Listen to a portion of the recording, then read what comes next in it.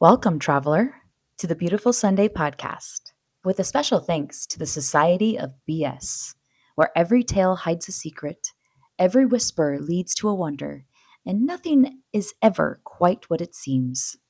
Each week, we gather around to share the strange, the spooky, and the stories that refuse to stay buried. I never know what you're about to tell me, and I'm pretty sure I'll regret finding out. Good, then you've come to the right place. Welcome, everybody, to, I want to say, the revamp. It's like part 2. Part 2 revamp, like What do they call it when like a show, a sequel. a sequel? Well, it's a movie.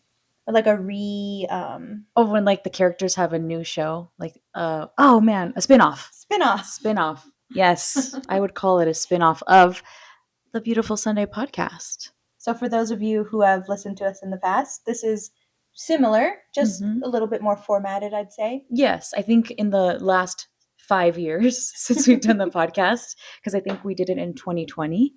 And so now we're bringing it back. We decided with the new technologies, AI. Stuff just makes it a little bit easier. Yes, and I'm back in Tucson. Oh yeah, so we're not doing like cross state lines. It's much easier this way. It is much easier She's this actually way. in front of me, which makes it much different. And although I think being across states, this new format would have been a lot easier. Oh yeah, definitely. Yeah. But we're back.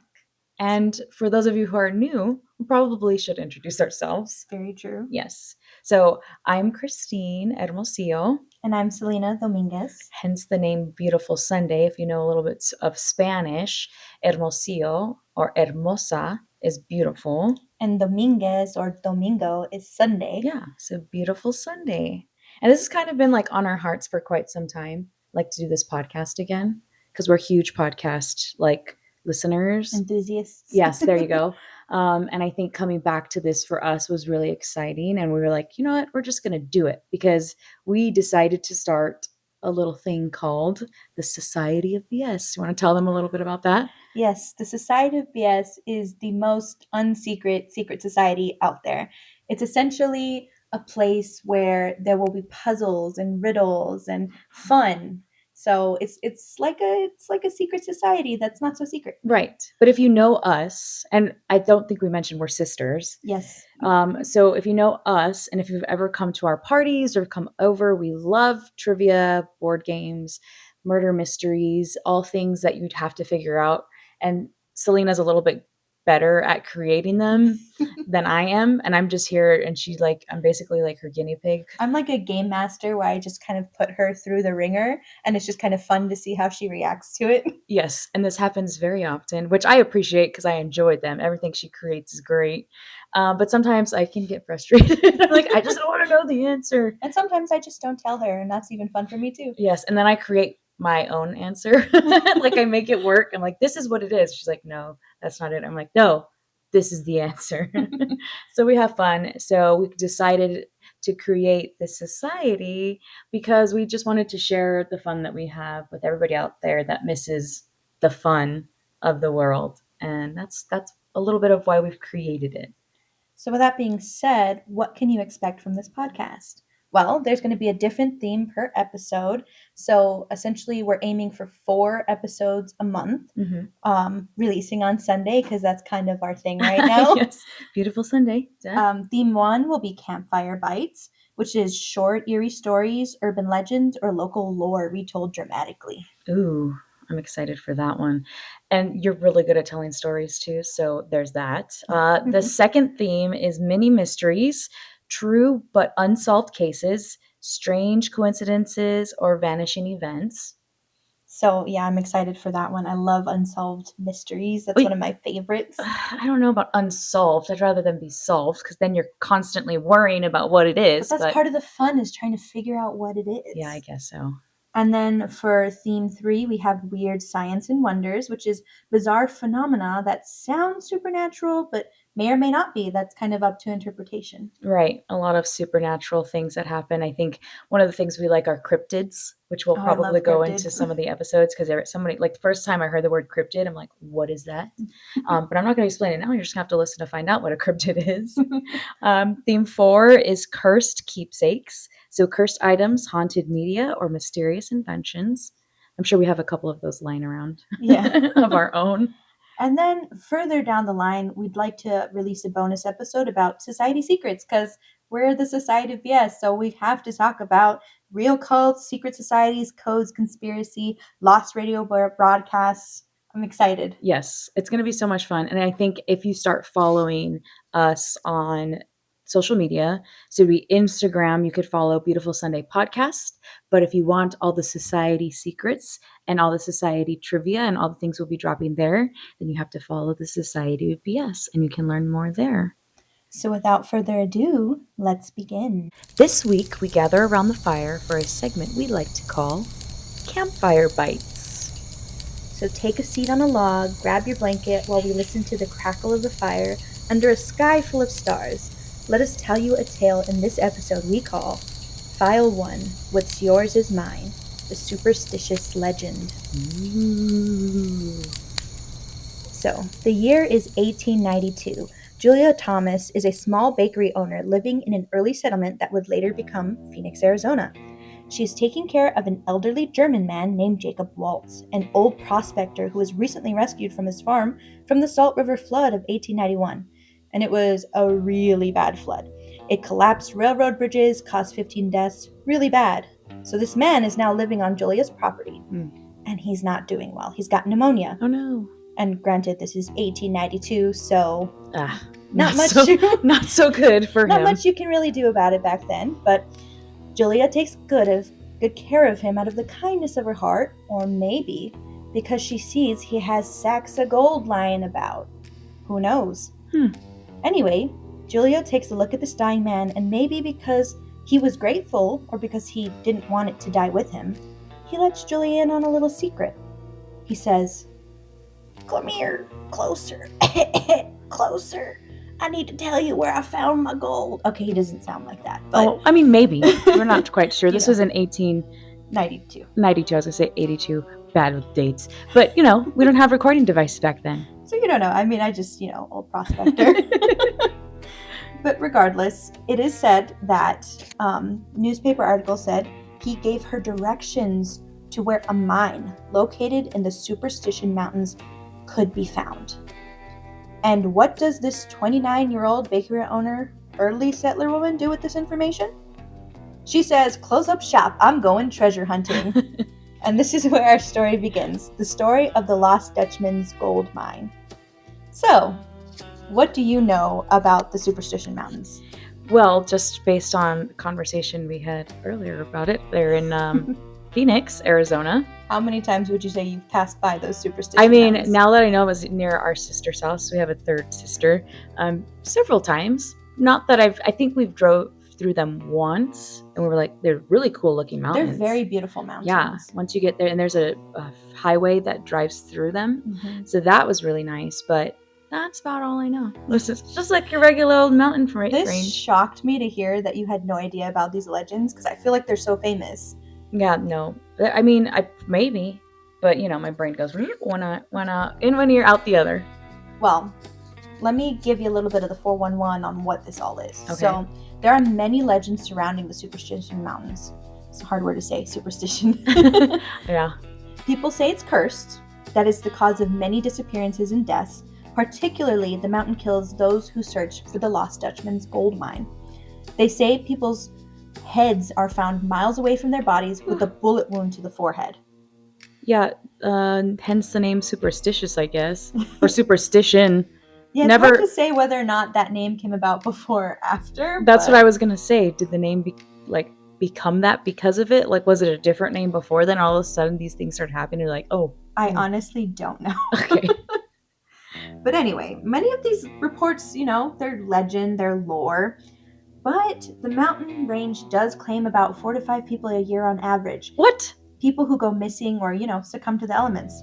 You live in Tucson. You've been to Phoenix in summer. Mm-hmm. I'm sure you can tell people what that's like. Yeah, I mean, a lot of people that come to visit, of course, Arizona, they see the beautiful mountains, like perfect place to hike. What they don't realize is, especially in the middle of summer, temperatures can rise above 100 degrees, and we're talking like 110 in Tucson, but we're talking 120 in Phoenix. Yeah, like it got so hot one summer, planes couldn't take off. Right. They had to ground the planes because the air density was not good for flying. No, so you can imagine if you're not, number one, from around Arizona, you're not used to the heat, so you don't know what that means or what it's going to do to your body. So these hikers will go hiking in the middle of summer. It starts off cool, like I'm not gonna, like in the morning time frame, it's probably like high 80s and like lower 90s, which to some people that's still really hot. But as the day goes on, he gets up to the hundreds degrees, and yeah, your body, you start to get dehydrated, especially if you didn't plan, you didn't bring enough water. Water is always important in the desert. Yes, and then you get lost, or you're not sure where you are just because dehydration kicks in, and yeah, these people end up passing away or just being severely injured. So you can imagine, like, how much of this is superstition, how much of it is just the fact that people are hiking in a really hot desert. Yes, and they are really pretty mountains, however, deadly in the summer. But to wrap up Julia's story from earlier, we do know she never found the gold mine. No. She went on to marry a man named Albert, and the two mate and sold maps for $80 a piece, which in today's money is about $3,100. Holy moly. So she still kind of made money off of this whole ordeal, whether she found the mine or not. And then what I read is it kind of gets weird that she went on to practice some weird form of mystic religion. Like, people started kind of questioning her and her husband's sanity at the end of their lives. And she died in 1917 at 55. But that's a story for another day. I just thought it was a weird ending to the story where you're like, oh, cool, like early 1800s woman, she's going to go make her thing, she's going to go find treasure. And then it just, like, the story just went in a weird, completely different direction. So Yeah, they had to make it exciting somehow, I guess, in their own lives. What happened to the prospector? He died, I guess, and they got the gold? Right. So right before he died, he told Julia about this legend, where to find it. He gave her directions. Now, back in the day, they didn't have clear landmarks. So I bet you're wondering how a German found a gold mine, but everybody refers to it as the Lost Dutchman's Mine. Yeah, that's interesting. Was that just me? Was I the only one wondering that? Well, I mean, I didn't know this till you mentioned it, but the second you said it, yes, I find it very interesting. It's just a language thing. Essentially, like, Deutsch means like the Germany, and they, like, people who thought it was Dutch, and so it's a language thing, essentially. So it's not like the Dutchman, what is it on SpongeBob? No. The Lost Dutchman. No, it's a pirate. No, it's not. That's what I think of. That's where my brain goes to. But no, it's a German man who found a mine.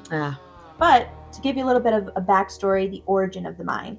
So the mine was supposedly originally found by the Peralta family in the 1840s. On their last mission to collect the gold and bring it back to Mexico, they were reportedly ambushed and killed by Apaches. But from what I could find, they just found their bodies. Like, the soldier came in, found like these slaughtered bodies all over, and assumed it was Apaches because they were in the nearby area. Okay. But what actually killed them is kind of unknown. Interesting. So they say that 2 Peralta family members survived this ambush, went on to have descendants, and one of those descendants allegedly told Jacob Waltz, our German Dutchman, about the mine, hence leading him to finding it. Okay, so he got the story from the previous. Right. Okay. So that's essentially where this goes from. So now we're going to talk a little bit about a disappearance that happened, but before we dive into that story, I just wanted to mention that there is actually an ongoing missing persons case right now. This happened in 2020, and the person who's gone is still missing. Oh, wow. Yeah, so I just wanted to kind of mention it for anybody who wants more information. They can go to the Facebook page, Bring Khayman Home. Khayman spelled Khayman. And his story is kind of unusual. So he was last seen with his uncle. They had just finished work, and they pulled over to watch the sunset right near the Superstition Mountains. Great place to watch it. Because it's a really beautiful sight. We just said that. Khayman wanted to get a better view of the sunset, but his uncle didn't see which way he walked off to. But then he never came back, and he's never been found since. Ooh. Well, I mean, theories, right? Because Superstitious Mountains, or Superstition, I'm going to get this right one time during this episode. Of course, you have all the things that are happening, But we forgot to mention earlier, there are also wild animals. Oh yeah, there are plenty. That actually is going to come up in one of this next disappearance that we're coming about. Oh, well, here we go. Has a little bit of theories about what happened to somebody. Yeah. So yeah, wild animals are a thing. Mm-hmm. So let's get into one of the biggest disappearances that happened in the mountain that kind of sparked the curse of what happened, right? Mm-hmm.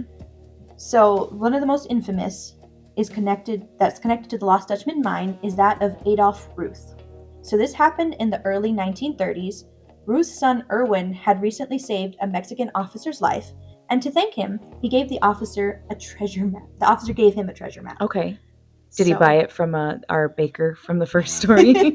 I don't know, but it's suspected that that Mexican officer was also a descendant of the Peralta family. Okay. So he kind of had like an inside in on this treasure. Mm-hmm. But Erwin, like knowing his dad is like a treasure hunter enthusiast, because apparently this guy, like, it was his thing. He'd love to go on treasure hunts. He even, unsuccessfully went on treasure hunts before, so bad that he broke his leg and almost died, and they had to go a search party after him. Oh no. Which is kind of a little bit of foreshadowing about what's going to happen to him. Okay. So Erwin, his son, gives Ruth this map, and he's like, okay, like, let's do it. I'm going to go find this treasure. So he journeys to Phoenix, and he's like, okay, like, he goes off, does his thing, but then he never came back. So in June of 1931, they search his campsite and they find no trace of him. And the authorities alerted them, and they were like, okay, let's have a manhunt. Let's try to find this guy. Right. But it wasn't until, so he goes missing in June, and he's not found until late December. Wow. And what they found of him was his skull. And then a little bit later, like 1 month later, they find the rest of his remains, and they're about like a mile away from each other.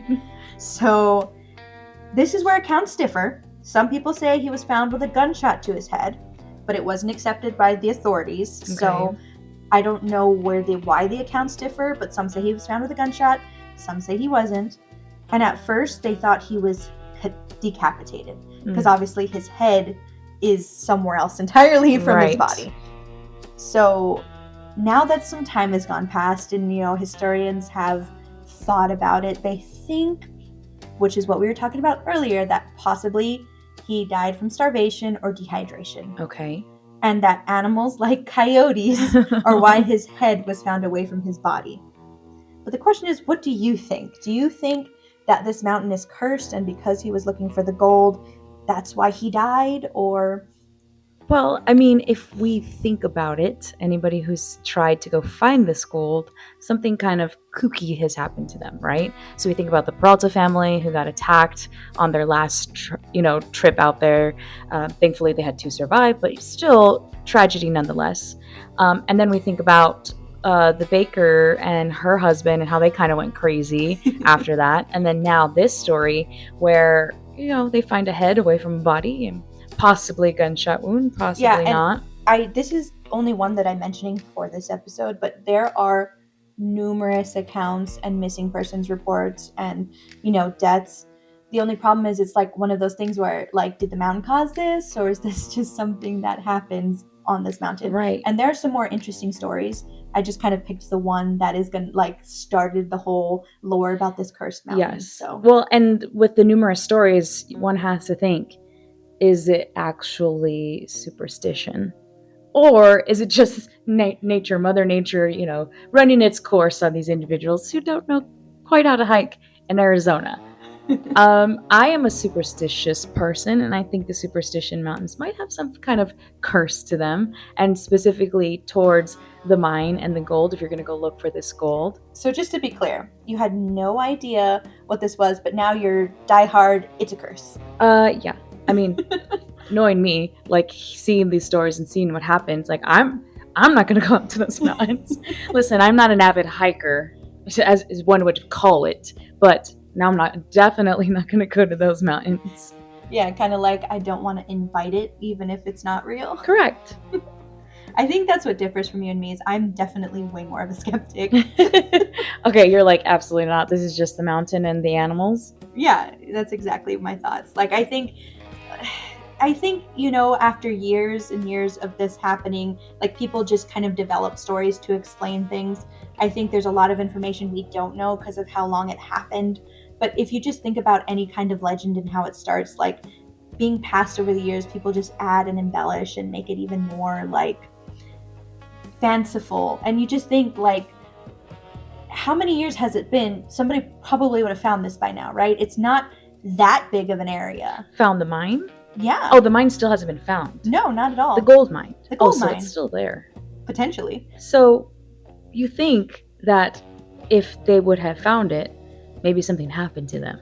And maybe that's why we still haven't had the stories of them being found. Like these mysterious disappearances, these people that are gone missing or don't show up or end up dead. Maybe they did find it, but we won't know. I would suggest that our listeners and you, if you have time, go in to look into some of the crazier accounts that have happened. Because some people claim that they have seen, like, that they have seen it or that they, like, found it, but then they were shot at and they had to leave. And so, maybe they have found it. Maybe somebody's guarding it. Yeah, maybe it's a whole secret society guarding it. Could be. But maybe you can try your hand at finding it, because now we're going to play a little game. Ooh, okay. I'm always down for a game. This is the part where you get to see how Seleena tortures me on a daily basis. So how this game is going to work is I'm going to read to you. It's kind of like 2 truths and a lie. Okay. There are going to be 3 different clues. These clues are essentially the clues that either Jacob or like the Peralta family map that the officer gave, that they have the directions that they have on the map. Okay. 2 of them are real directions and 1 of them is fake. Okay. So you have to try to figure out which 2 are the real ones and which one's the fake. Okay. Are you ready? Yeah, no. I'm just kidding. We can't do this. Okay, clue number 1. From the shadow of the needle, look east toward the rising sun. When the morning star touches the canyon's mouth, dig where no shadow falls. So that's the first clue. Okay. Okay, you ready for the next one? Mm-hmm. A heart carved in stone points the way to a cross. Beneath the cross, the gold sleeps in the hollow where 2 streams meet. Okay. So that's 2. And then the last clue. Cross the dry wash that runs silent after rain. When you reach the mesquite tree split by lightning, turn toward the hill that hides its shadow. Okay, so I have to figure out which one is not Which one clue. is not a real clue. Okay. So 2 of these are real clues that were given, but 1 of them is fake. Okay. I'm thinking... Oh, I'm stuck between 1 and 2. 3 sounds pretty like an explorer kind of created it. Mm-hmm. 1 and 2, there's a little bit more mythical like feelings to it with the needle and the heart and the cross. Well, the needle is like one of the, what they call part of the mountain. So that's what it's referring to. Okay. Just for the record. Whether that means it's true or fake is up to you. This is true. I think I'm going to go with number 2 is not a clue. So a heart carved in stone points the way to the cross. Mm-hmm. Beneath the cross, the gold sleeps in the hollow where 2 streams meet. That one's fake? Yes. Now, we could give the answer, or those of who are listening could find the answer by logging into our Instagram so they can play along. Yes, that's true. That's even better. But that means now I have to go log into our Instagram and find the answer. Guess you have to wait to find out. I guess so. See if you got it right with me or wrong. Well, anyway, let's let that tale sink into the embers of the fire as this episode of Campfire Bites concludes. Tune in next time for some more. Thank you for joining us here at Beautiful Sunday Podcast. Another tale for the archives. Heart open, mind odd, sun high. If you've got theories or secrets of your own, send them to us on Instagram at Society of BS or tag #Society of BS or #Campfire Bites so that others can find you. And if you're still hearing whispers after the credits, maybe you were meant to.